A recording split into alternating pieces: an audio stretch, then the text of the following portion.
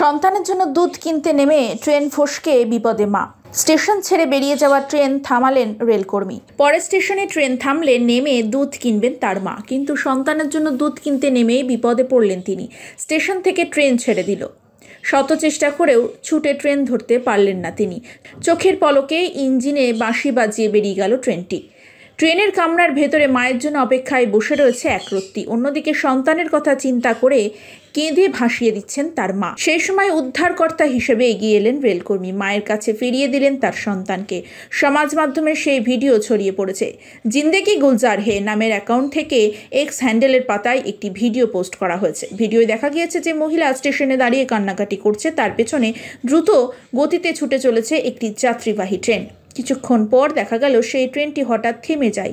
Train থামতে দেখে দৌড়ে যান সেই মহিলা। ভিডিওটি পোস্ট করে জানানো হয়েছে যে ওই মহিলা তার সন্তানকে নিয়ে ট্রেনে যাচ্ছিলেন। স্টেশনে ট্রেন থামলে সন্তানের জন্য দুধ কিনতে নামেন তিনি, কিন্তু ট্রেনটি ছেড়ে দেয়। স্টেশনে দৌড়েও সেই ট্রেনের নাগাল পাননি ওই মহিলা। শেষ পর্যন্ত রেলকর্মীর সাথে দেখা করে তিনি পুরো ঘটনা জানিয়ে কান্নায় ভেঙে পড়েন।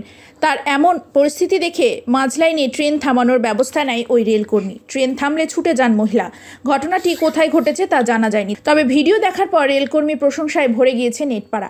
একজন নেটাগরিক লিখেছেন, রেলকর্মীর মানব দরদি মন, এমন দেশে বাস করি আমরা, এই দেশে বারবার জন্ম নিতে চাই।